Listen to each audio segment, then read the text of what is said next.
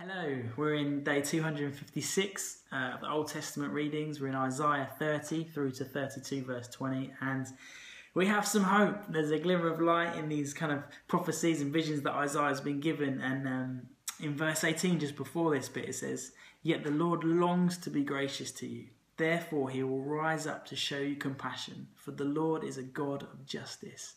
Blessed are all who wait for him." And I just love that bit. The Lord longs to be gracious for you. It really reminds me of that picture of the parable of the prodigal son. And, when we turn to God and seek his face, he'll be there running out to meet us, to greet us, to welcome us home. I love that. And this is pointing to the new covenant, the new kingdom that Jesus is going to be bringing about. And I always find these prophecies astounding, bearing in mind Isaiah was talking kind of more than 700 years before Jesus came to earth. It really is amazing.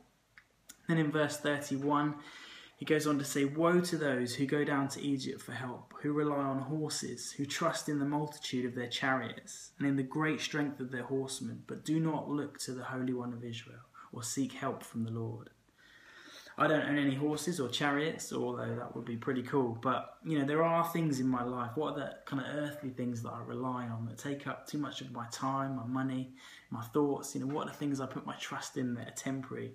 It's a reminder here to trust in God, to actually put our hope in him, to seek help from him and not in our own strength or in earthly things.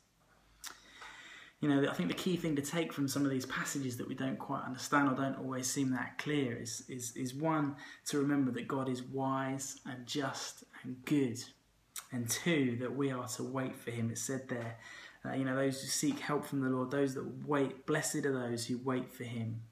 We're to wait on God. And I saw this tweet from a great speaker called Bob Goff, and he just said this: "We trust God all the more when we don't understand, not less." And I think that's the challenge.